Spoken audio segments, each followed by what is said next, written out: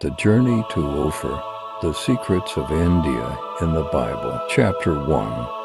Solomon's Dream of a Vast Empire. In the heart of the ancient city of Jerusalem, King Solomon son of David, ruled with unparalleled wisdom and wealth. His kingdom was the jewel of the ancient world, and his wisdom was renowned far and wide. People from all lands, near and far, came to hear his judgments and witness the splendor of his court. Under Solomon's rule, Israel flourished, becoming a center of trade, culture, and Solomon's wealth was immense, but his hunger for knowledge, understanding, and the riches of distant lands was equally vast. His kingdom had access to the trade routes of the Mediterranean, and he was determined to expand Israel's reach further than any of his predecessors had. His eyes turned toward the sea, toward the lands beyond the horizon, to the east and south lands filled with mystery and promise. Solomon's mind constantly dwelled on the stories of distant lands where gold flowed like rivers and spices were as abundant as the sand on the seashore.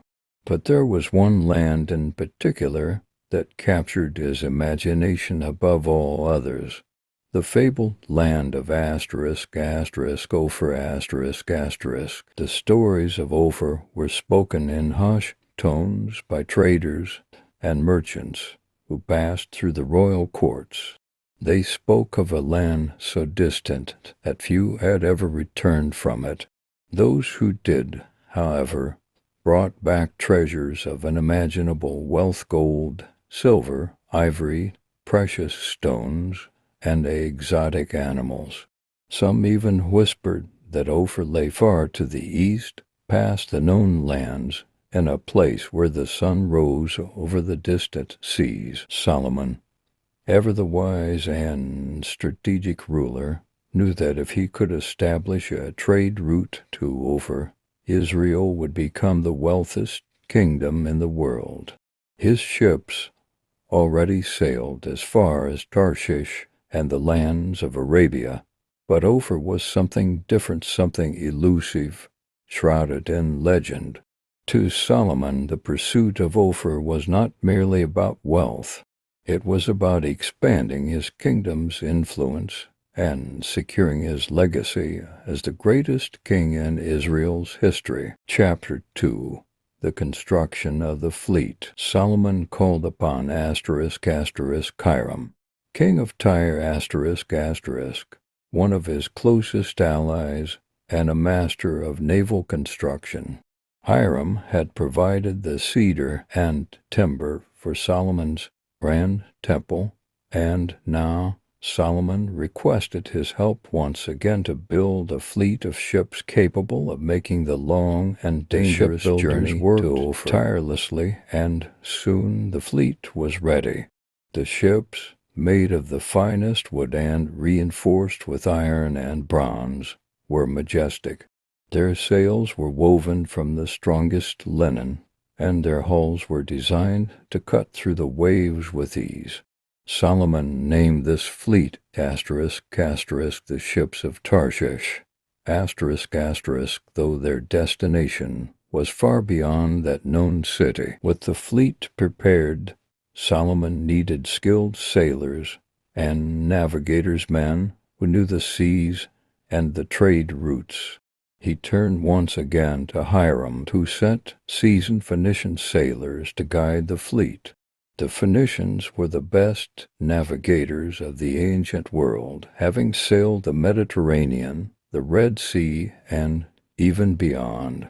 They knew the secrets of the stars and the winds, and they would lead Solomon's ships on their voyage to Ophir. Chapter 3. The voyage begins. At last the day came when the fleet would set sail. The people of Israel gathered at the shores of Ezion-Geber to watch the magnificent ships depart. Solomon himself stood on the cliffs, watching as the fleet sailed out of the harbor, disappearing into the horizon. His heart swelled with pride and anticipation, for he knew that the success of this voyage would change the fate of Israel forever. The fleet sailed south along the coast of Arabia. Navigating the narrow waters of the Red Sea, the sailors faced many challenges: strong winds, treacherous currents, and the ever-present threat of pirates who prowled the waters. As the days turned into weeks, the ships reached the wide expanse of the Arabian Sea. From here, they would sail eastward, toward the fabled land of Ophir. The Phoenicians spoke of distant lands beyond Arabia, places where the people dressed in fine silks, and spices filled the air with their fragrance. After many weeks at sea, the fleet reached the shores of an unknown land. The sailors were greeted by people unlike any they had ever seen, people with dark skin and bright garments, speaking languages foreign to their ears. The air was thick with the scent of spices, cinnamon, cardamom, and turmeric, and the markets were filled with treasures beyond imagination. This land, though foreign, was not yet Ophir. It was a stopping point on the way, perhaps a coastal settlement in what is now southern Arabia, or the coast of modern-day India, Here the ships restocked their supplies, traded goods, and learned more about the route to the fabled land. The locals spoke of a place further east, a land of golden sands and forests filled with exotic animals, the land that matched the description of Ophir. Chapter 4. The Riches of Ophir. The fleet sailed on, driven by the promise of wealth and glory. After many more weeks of sailing, they finally arrived at the fabled land of Ophir. The sailors were awestruck by what they saw. The shores of Ophir were lined with golden sands, and the land beyond was lush with forests of sandalwood, ebony, and fragrant trees. Elephants roamed the land, their tusks heavy with ivory, and birds of every color filled Ophir welcomed the sailors with open arms, for they were eager to trade. Solomon's men brought with them fine wares from Israel, gold, silver, and precious fabrics, but what they received in return was beyond their wildest dreams. Gold flowed in abundance, as did precious stones ivory and almug wood a type of sandalwood prized for its fragrance and beauty.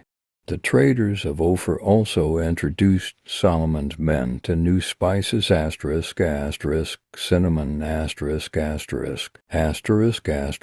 pepper ginger and cloves which had never been seen in Israel before. The sailors loaded their ships with these treasures, their holds overflowing with the wealth of Ophir. But the journey had not been without its costs. Many men had fallen during the voyage, and some had perished in the treacherous waters of the eastern seas. Yet the survivors knew that they had accomplished something incredible. They had reached the fabled land of Ophir and secured its riches for King Solomon. Chapter 5. The Return and Solomon's Glory. After many months at sea, the fleet finally returned to the port of Ezion-Geber. The people of Israel once again gathered at the shores, their hearts filled with excitement and anticipation.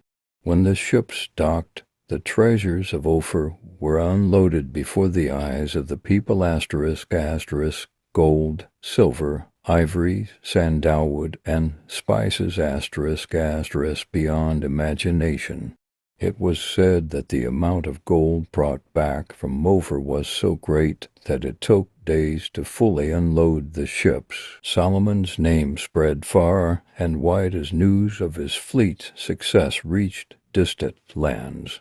Other kings and rulers heard of Israel's newfound wealth and sought to establish alliances with Solomon.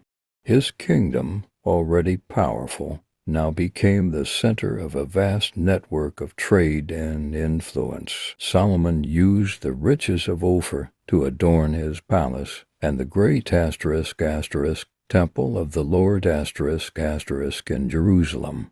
The floors of the temple were inlaid with the finest gold, and the temple's doors were decorated with intricate carvings of cherubim, palm trees, and flowers, all covered in gold.